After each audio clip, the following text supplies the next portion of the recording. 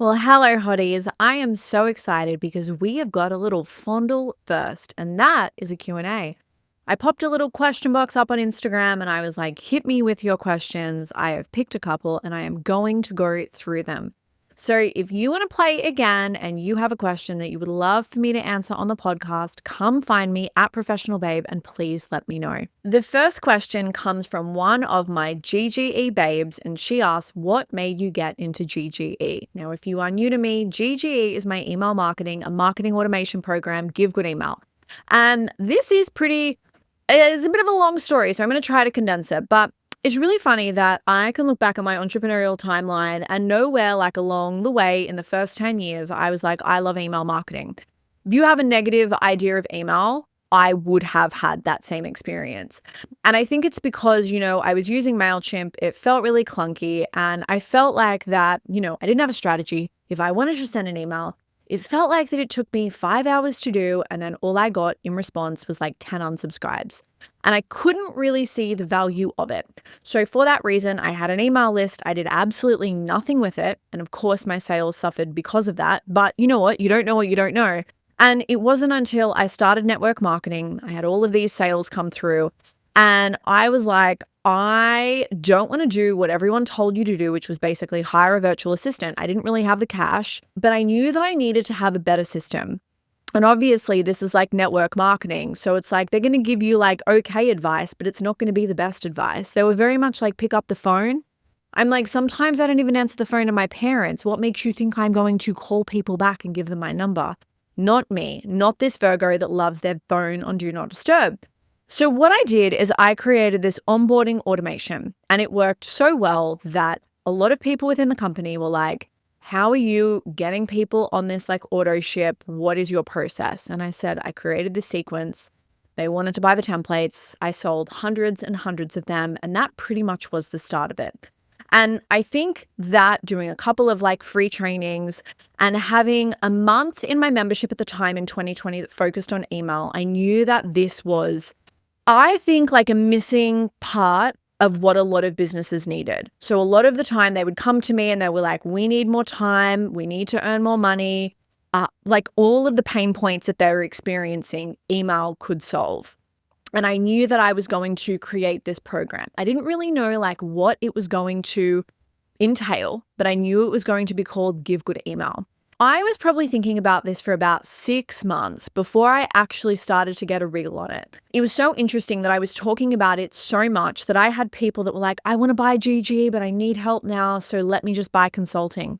And this was so good because what it enabled me to do was to practice with clients and, get in their business, do some strategy, give them the transformation that they wanted. And like back then, I wasn't really implementing in their software, but I was writing a lot of their emails. So I was physically writing them. I retired myself from doing that. Oh my God, I sound like a wanker.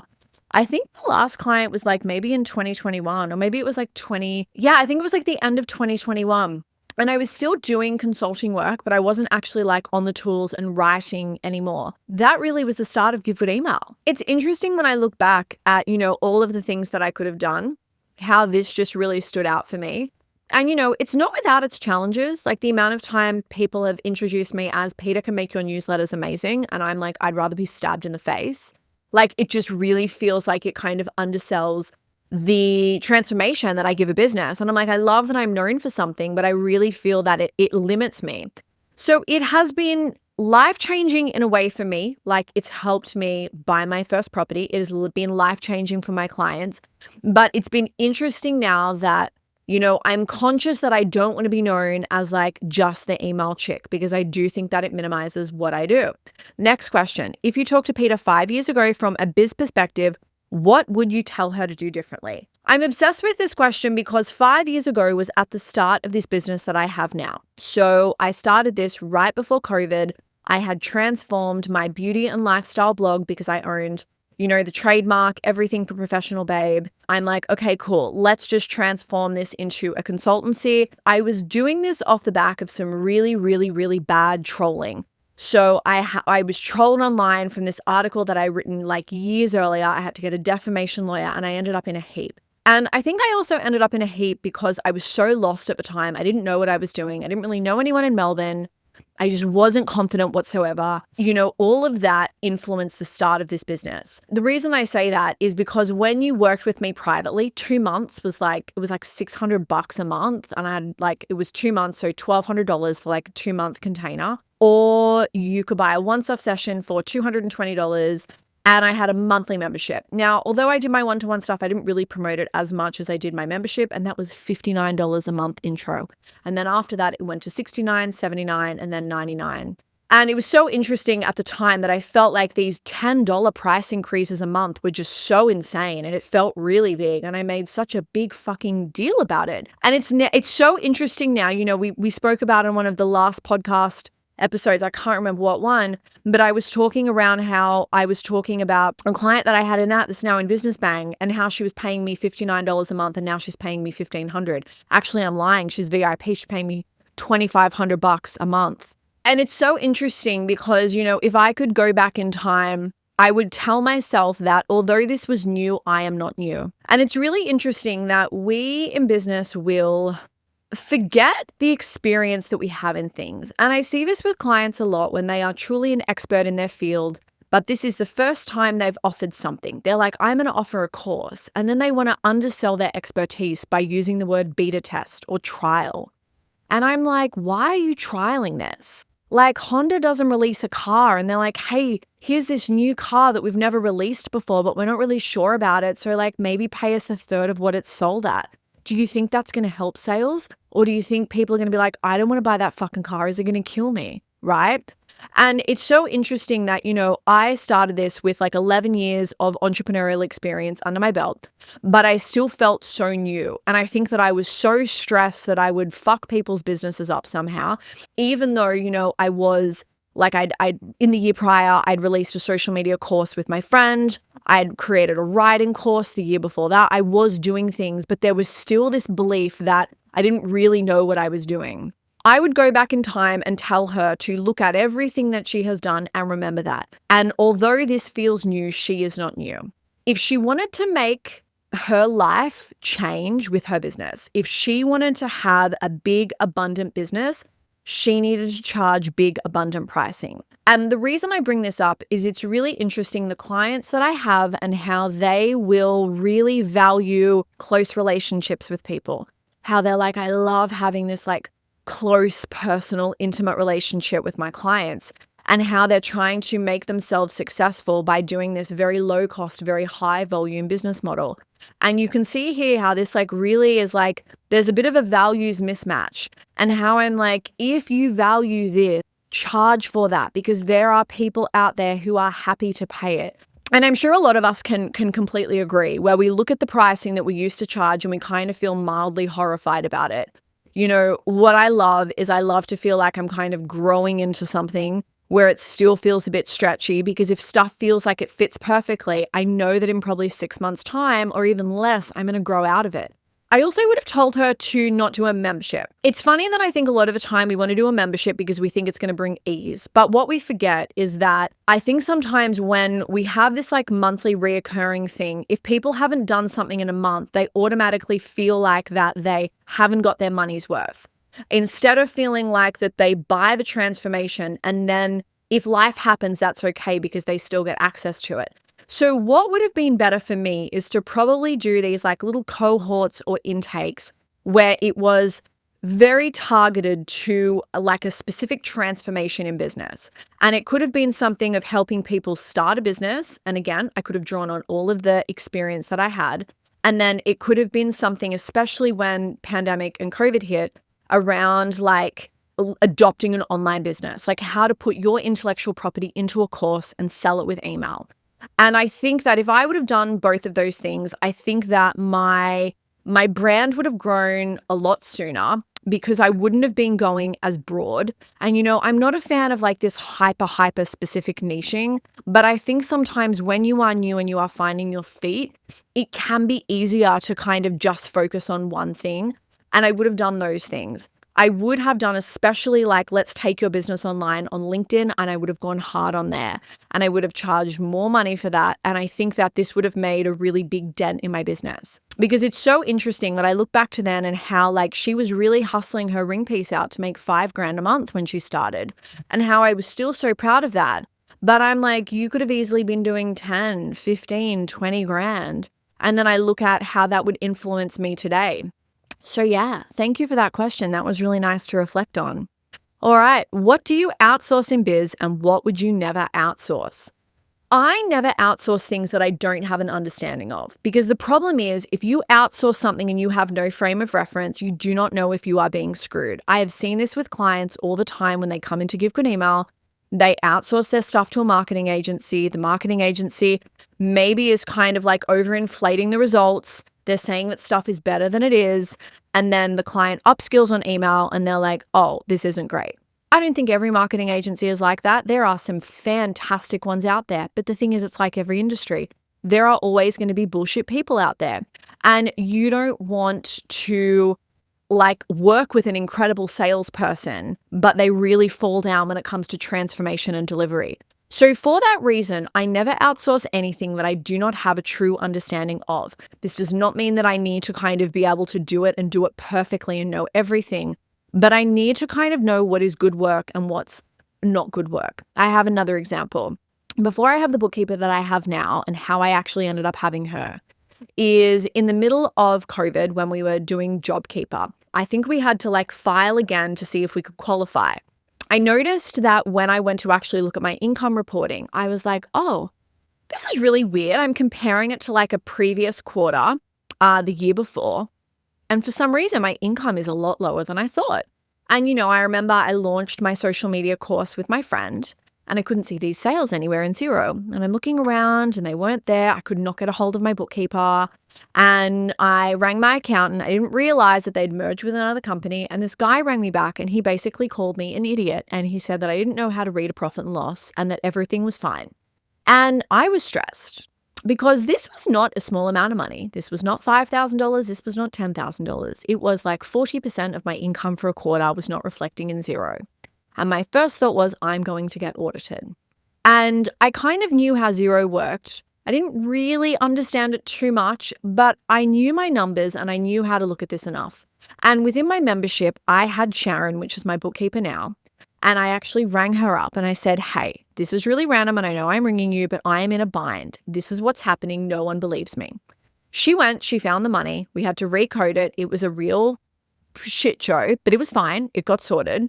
I only picked that up because of me having an understanding of how this works.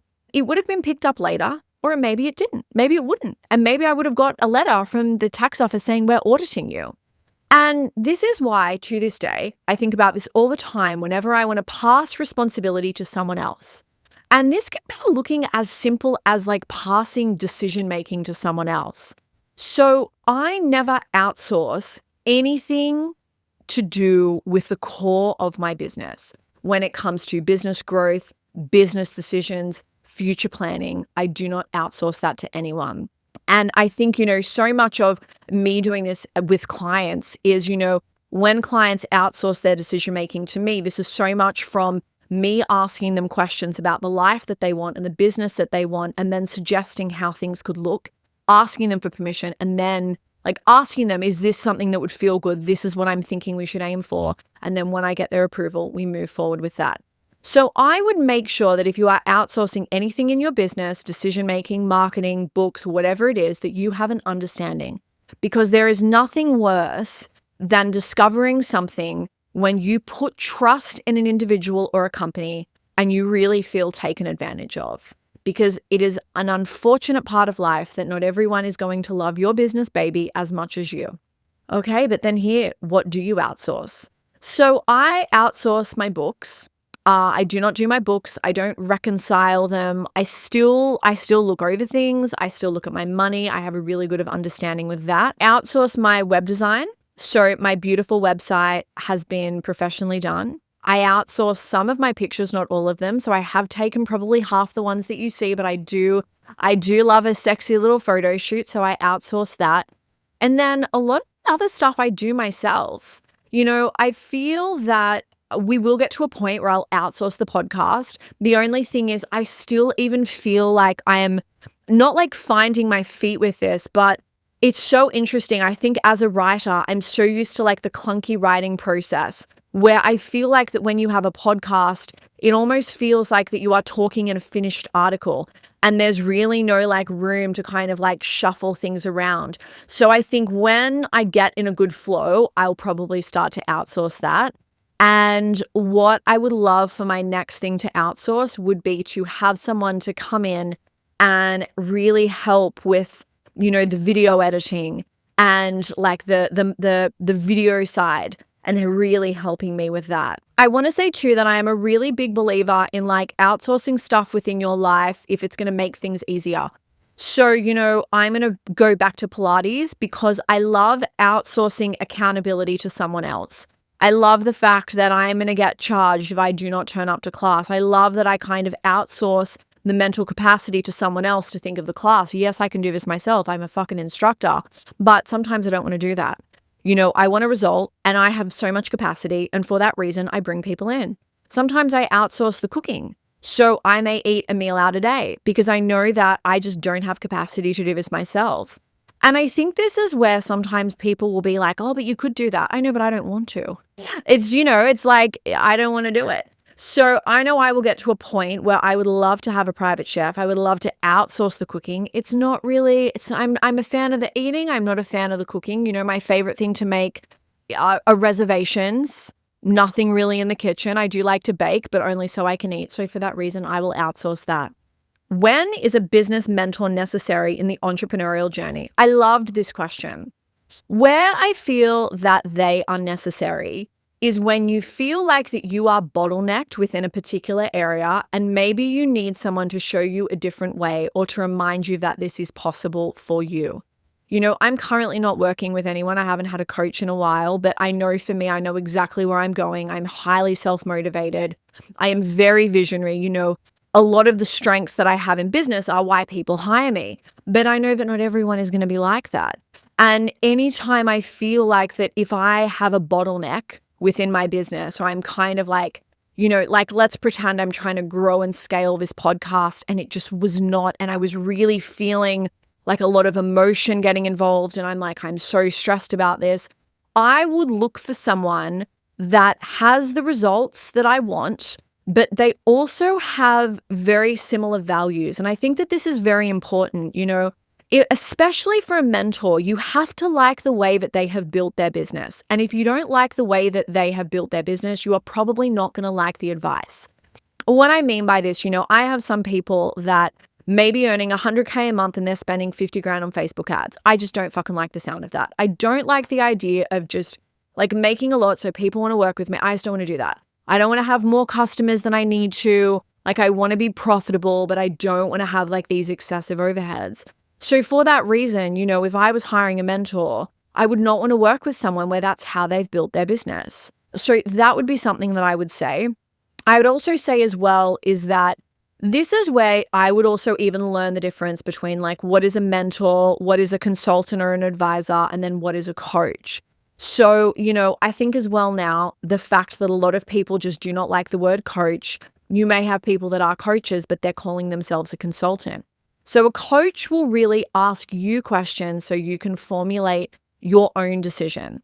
A mentor will almost be a guide. They are usually where you want to be. They have achieved that result and they are giving you the process and they are helping you out. And then a consultant is basically saying, here is what you do. Here is how you're going to do it based on your situation and the goal that you want or like the results that you basically want. Okay. So this is where it can be really helpful to look at parts of your business that you feel like that you just keep like getting like blocks or you keep getting blocked. And then ask yourself, what would it look like to bring in a mentor? Now, if you are not in a capacity to do that, where you are so lucky is we have podcasts, we have the internet, we have YouTube videos. And it can even be things as like, what's a good example? On Netflix, they have like quite a few real estate shows. And, I don't really get into them as much as my mum. When I'm at her house, there's usually one on. She's obsessed with real estate. And, when she's watching it, I will usually like look on Instagram or I'll go on Reddit and I'll read up about the people on the show. And it's so interesting. Like, I think is it what's his name? Is it Ryan? I can't remember what show it is, but the amount of people who are like, this man's work ethic is just exceptional. And how they're like, I feel so driven watching him. So don't think that you need to actually physically pay someone. I think sometimes even just witnessing someone and how they work can inspire you, especially if you've kind of been in this period of like coasting. So I am a huge fan of mentors. I know that I will get into a position where I'm going to feel like that I want to partner like with someone. I don't think that there's like a necessary time point. Like, I don't think that there's a necessary point in time, like you should do this in year 3. I think that for some people, before they've even started is a great time for them. I think for some people, it's like they get 5 years in and this is a perfect time for them.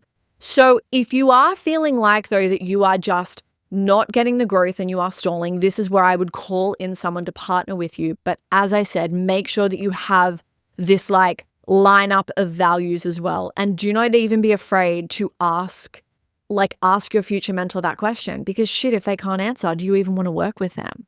We have one more question, and I think that this came in as a joke, but I'm actually going to truthfully answer it because I feel like that there is, there's so much overlap when it comes to business and personal life and dating. And it was one of my beautiful clients, and she said, how's your sex life? And this was in response of me telling her that I had a guy come over last night.